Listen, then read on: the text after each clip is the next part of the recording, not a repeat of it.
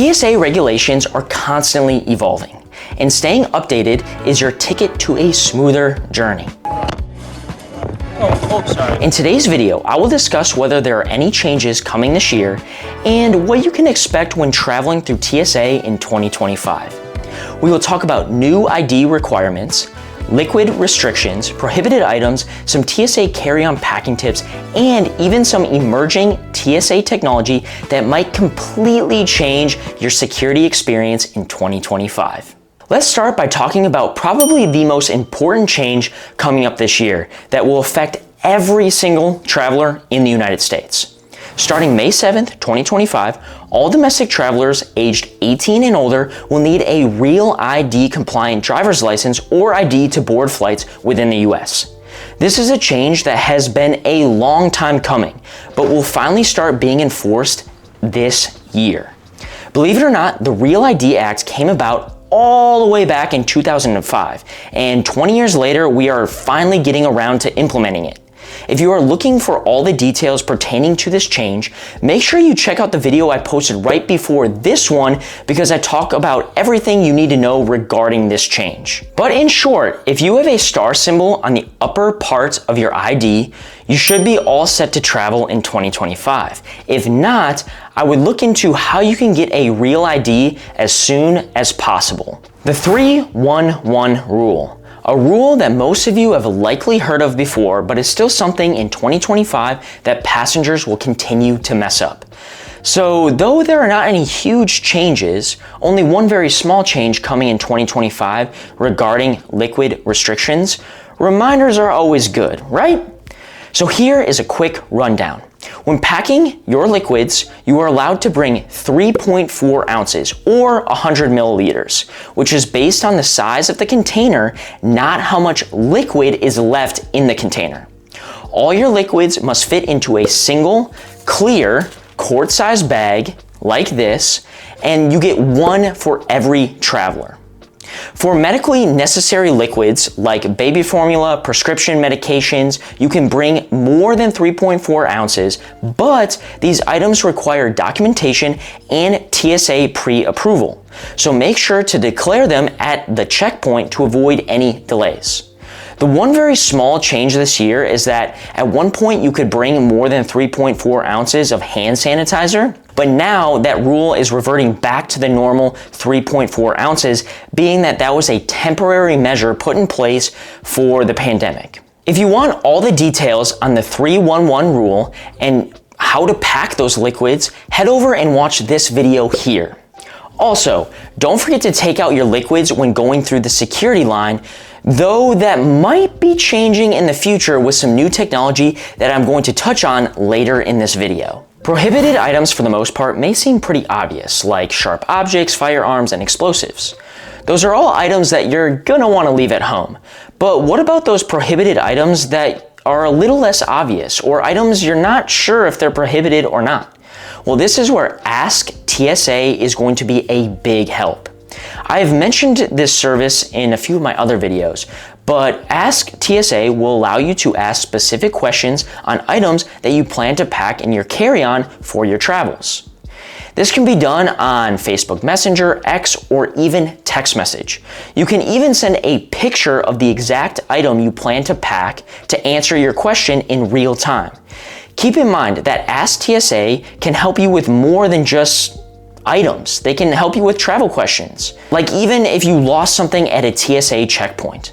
This service really helps clarify the sometimes confusing TSA rules, as well as give you peace of mind that you are fully prepared for your travel day.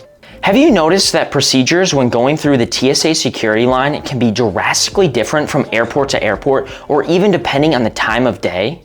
If so, I hate to break it to you, but that's going to continue in 2025.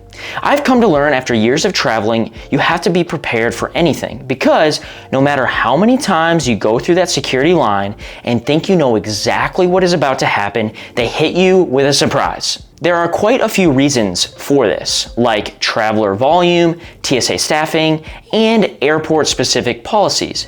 But one major one I want to talk about is technology. TSA is always focused on improving their technology to enhance security and improve passenger experience.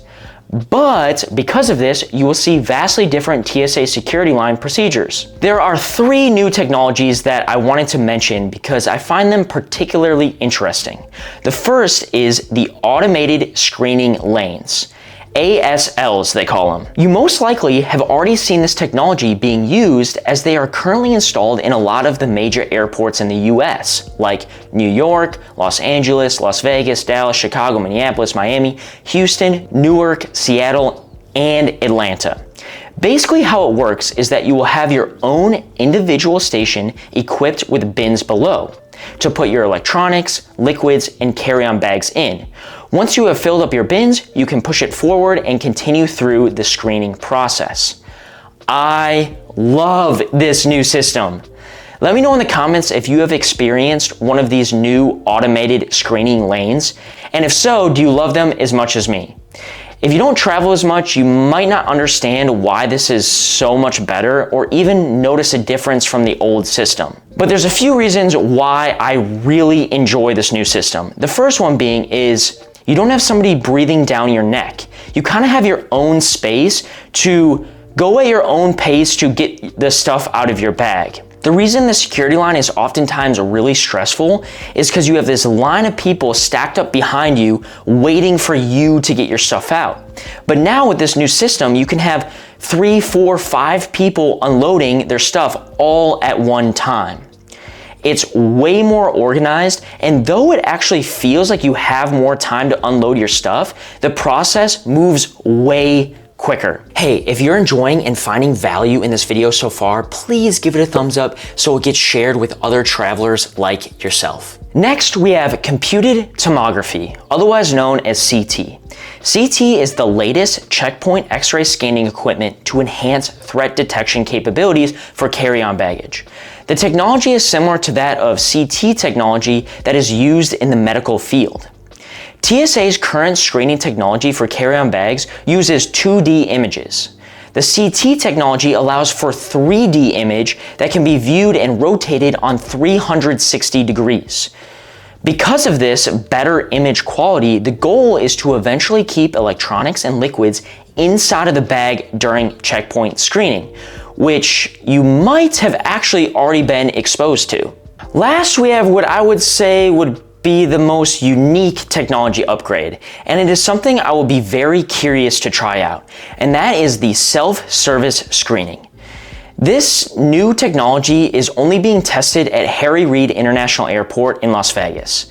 This new prototype, which is similar to that of a self-checkout you would see at a grocery store, is designed to allow travelers to move through the security screening process at their own pace, all while having a lot less intervention from TSA agents.